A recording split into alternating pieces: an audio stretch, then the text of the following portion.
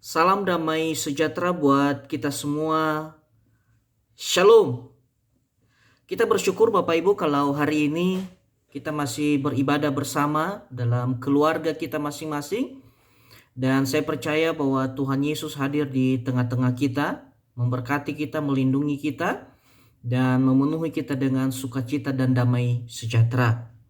Sebelum kita mendengar kebenaran firman Tuhan, mari kita minta hikmat Tuhan, supaya Tuhan yang memimpin kita dalam mendengar kebenaran firman-Nya hari ini. Mari kita berdoa. Bapa di surga, kami bersyukur untuk kasih setia Tuhan yang begitu besar yang telah kami terima. Dan kami rindu untuk mendengar kebenaran firman-Mu yang menguatkan kami, yang menopang kami, bahkan yang membaharui kehidupan kami. Kami minta Tuhan Engkau kuduskan hati dan pikiran dan pendengaran kami, sehingga setiap kebenaran firman-Mu dapat berakar, bertumbuh, dan berbuah dalam kehidupan kami. Kiranya damai sejahtera Allah yang melampaui segala akal memelihara hati dan pikiran kami. Di dalam Kristus Yesus kami berdoa dan siap mendengar firman Tuhan. Amin. Kebenaran firman Tuhan kepada kita pada hari ini diambil di dalam Injil Yohanes pasalnya yang keempat, ayat 31 sampai ayatnya yang ke-38. Firman Tuhan berkata, sementara itu murid-muridnya mengajak dia, katanya, Rabi, makanlah. Akan tetapi ia berkata kepada mereka, padaku ada makanan yang tidak kamu kenal. Maka murid-murid itu berkata kepada seorang kepada yang lain, adakah orang yang telah membawa sesuatu kepadanya untuk dimakan? Kata Yesus kepada mereka, makananku ialah melakukan kehendak Dia yang mengutus aku dan menyelesaikan pekerjaannya. Bukanlah kamu mengatakan, 4 bulan lagi tibalah musim menuai? Tetapi aku berkata kepadamu, lihatlah sekelilingmu dan pandanglah ladang-ladang yang sudah menguning dan matang untuk dituai. Sekarang juga penuai telah menerima upahnya dan ia mengumpulkan buah untuk hidup yang kekal, sehingga penabur dan penuai sama-sama bersukacita. Sebab dalam hal ini benarlah peribahasa, yang seorang menabur dan yang lain menuai. Aku mengutus kamu untuk menuai apa yang tidak kamu usahakan. Orang-orang lain berusaha dan kamu datang memetik hasil usaha mereka. Sejauh itu pembacaan kebenaran firman Tuhan. Bapak, Ibu, dan saudaraku yang terkasih dalam nama Tuhan Yesus, hari ini lewat kebenaran firman Tuhan, Tuhan berbicara kepada kita tentang panggilan kita sebagai orang percaya. Panggilan kita sebagai orang percaya. Dan kita bisa melihat itu di ayatnya yang ke-38, di mana Tuhan Yesus berkata kepada murid-muridnya, dan saya juga percaya firman Tuhan ini berbicara kepada kita sebagai orang percaya, di mana Dia berkata, aku mengutus kamu untuk menuai. Dan ini merupakan panggilan kita sebagai orang yang sudah percaya kepada Tuhan. Ketika kita percaya kepada Tuhan Yesus, maka tidak cukup sampai di situ. Tidak cukup sampai kita hanya percaya kepada Yesus, menerima Dia sebagai Tuhan dan Juru Selamat hidup kita.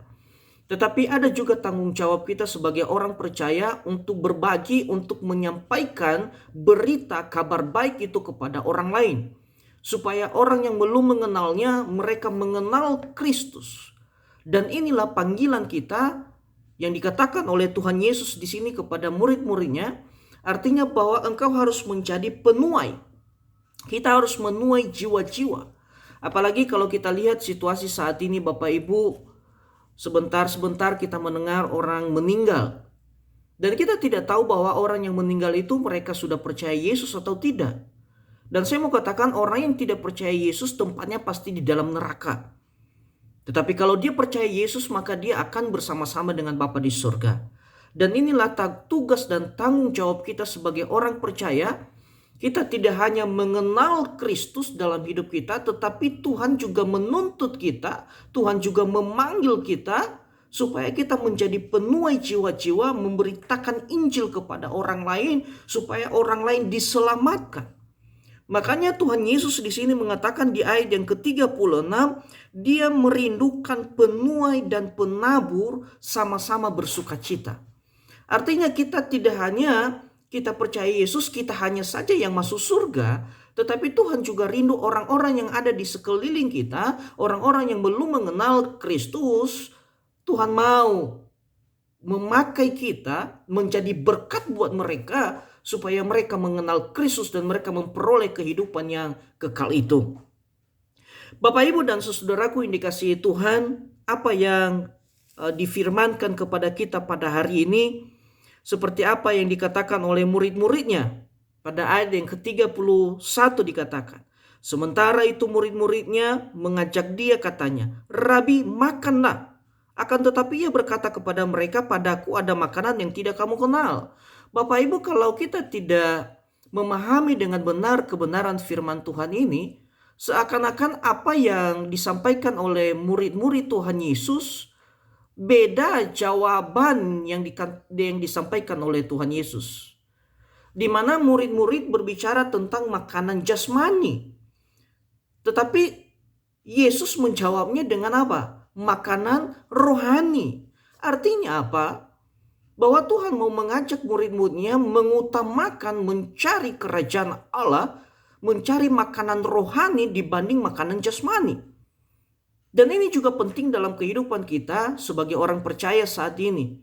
Di mana kita melihat ada banyak orang saat ini lebih fokus kepada makanan jasmani, ya, kebutuhan hidup.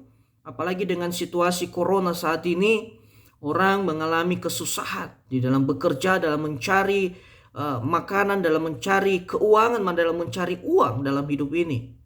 Tetapi Tuhan Yesus mengajak kita pada hari ini, engkau jangan fokus kepada makanan rohani, makanan jasmani, tetapi engkau harus fokus kepada makanan rohani. Makanya Tuhan Yesus katakan dalam kebenaran firman-Nya bahwa carilah dahulu kerajaan Allah dan kebenarannya, maka semua akan ditambahkan kepadamu.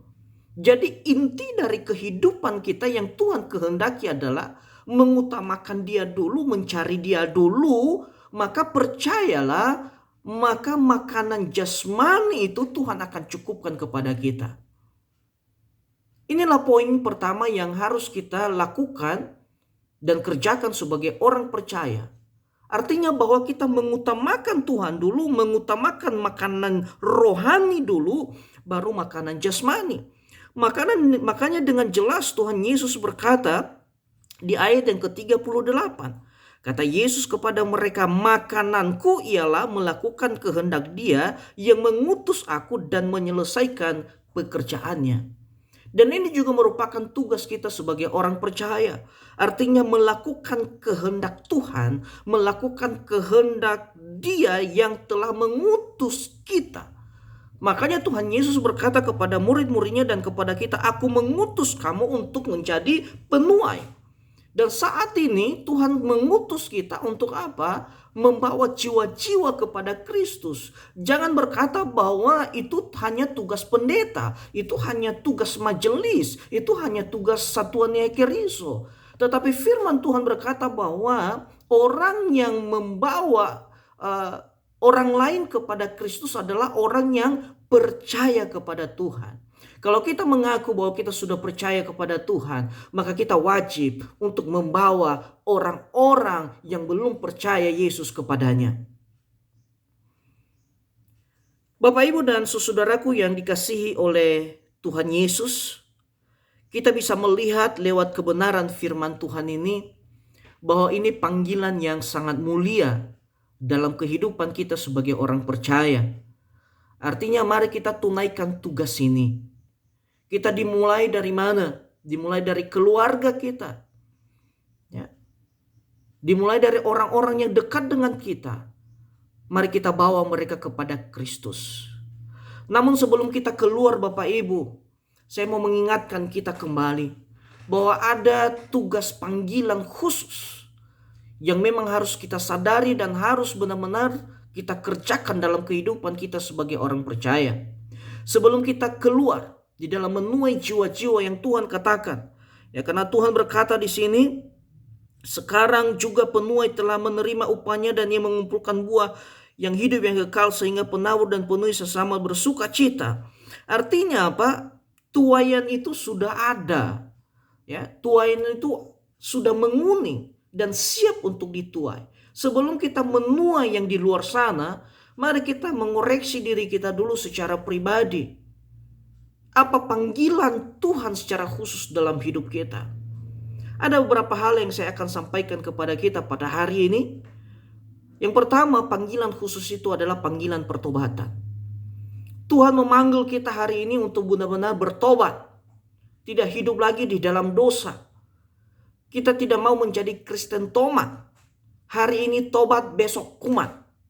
Tetapi yang Tuhan mau dalam kehidupan kita adalah kita benar-benar ada pertobatan yang sungguh-sungguh, pertobatan sejati. Sehingga hidup kita naik terus dalam hidup ini.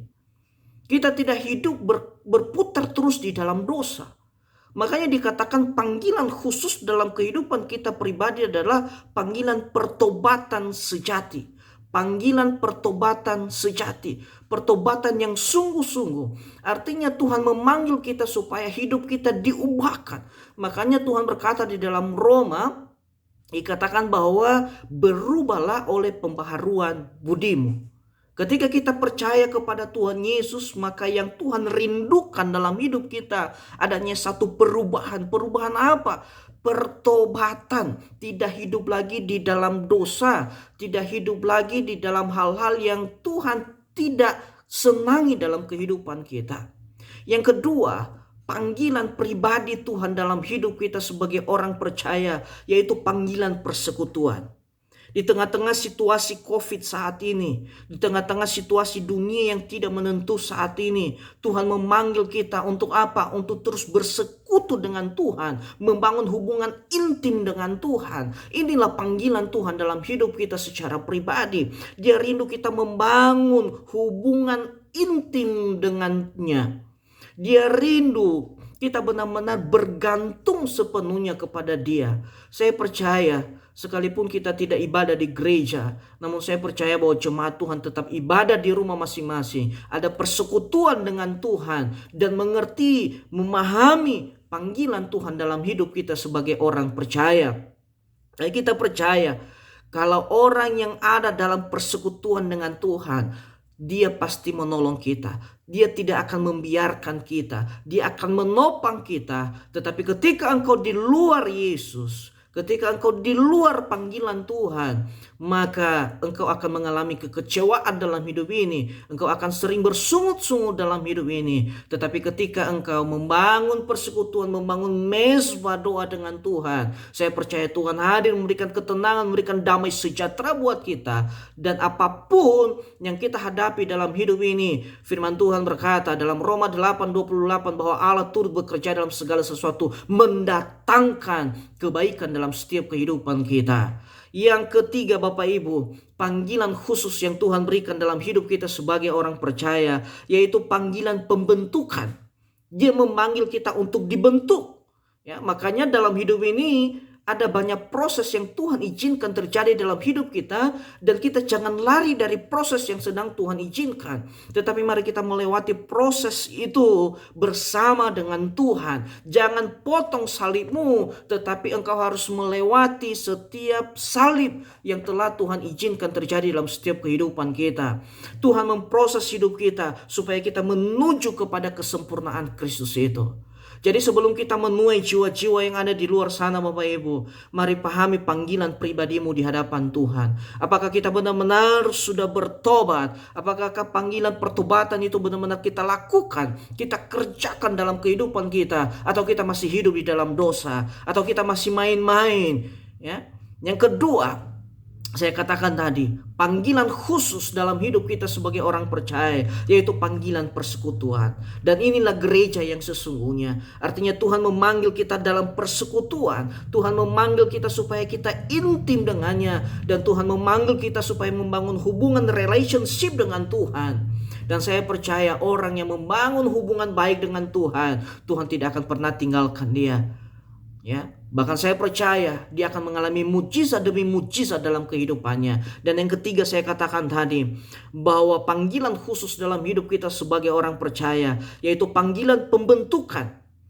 Ya, dia membentuk kita. Kita harus bersedia dibentuk. Jangan lari dari pembentukan Tuhan. Karena memang itu panggilan Tuhan dalam hidup kita. Kita bisa melihat murid-murid Tuhan Yesus bagaimana Tuhan membentuk mereka. Mereka mengalami tantangan, mereka mengalami rintangan, dan mereka tidak pernah menyerah dalam hidup ini. Kalau engkau sedang menghadapi pergumulan, engkau sedang menghadapi masalah dalam hidupmu, katakanlah itu panggilan Tuhan dalam hidupmu, membentuk engkau supaya engkau menjadi sempurna menuju kepada kesempurnaan Kristus. Makanya setelah kita memahami panggilan pribadi kita, maka saya mau katakan pada hari ini, Tuhan memanggil kita untuk menuai jiwa-jiwa yang ada di luar sana. Jangan tunggu, jangan bilang katakan tunggu saya tua dulu, baru saya mau melayani Tuhan. Jangan katakan saya sakit dulu baru saya bertobat dan baru saya mau membawa orang kepada Kristus.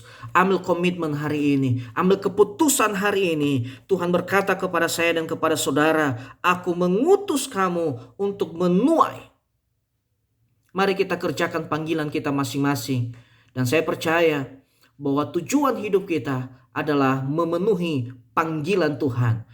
Kiranya kebenaran firman Tuhan hari ini menguatkan kita dan mengingatkan kita kembali tujuan hidup kita dan panggilan kita di dalam dunia ini. Tuhan mau memakai kita, Tuhan mau memberkati kita semua. Mari kita tundukkan kepala kita berdoa.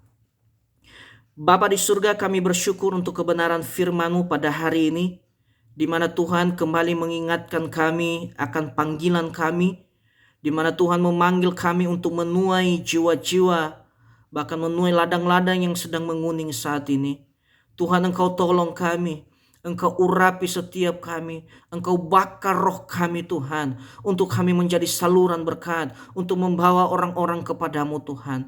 Namun sebelum kami membawa orang-orang kepadamu Tuhan, ingatkan kami kembali untuk panggilan pribadi kami. Tuhan, mau kami mengalami pertobatan yang sungguh-sungguh. Tuhan memanggil kami dalam persekutuan dengan Engkau Bapa, dan Tuhan memanggil kami untuk melewati setiap proses untuk pembentukan Tuhan dalam hidup kami. Tuhan, Engkau tolong kami, Engkau tolong seluruh jemaat-Mu Bapa, di dalam kami melakukan kebenaran firman-Mu. Biarlah Roh-Mu yang terus menguatkan kami. Bapa, hamba-Mu berdoa bagi seluruh jemaat-Mu. Tuhan, kalau ada yang sakit saat ini, Tuhan, Engkau jamah mereka, pulihkan mereka. Kami percaya bahwa oleh darah Yesus, oleh bilur-bilur Yesus, yang sakit disembuhkan, yang lemah dikuatkan, yang memiliki masalah dibuka jalan oleh Tuhan. Kami percaya kami tidak mengalami jalan buntu, tetapi kami akan selalu mengalami kelepasan. Kami akan selalu mengalami mujizat Tuhan. Bahkan kami mengalami kemenangan demi kemenangan dalam hidup ini.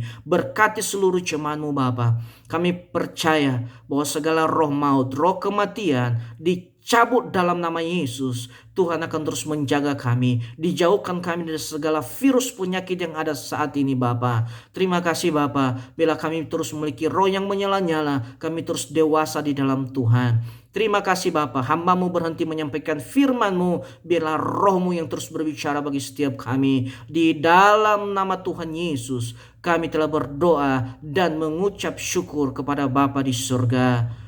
Amin. Bapak, Ibu, dan saudaraku yang dikasihi Tuhan, mari arahkan hatimu kepada Tuhan dengan iman percaya. Mari terima berkat Tuhan.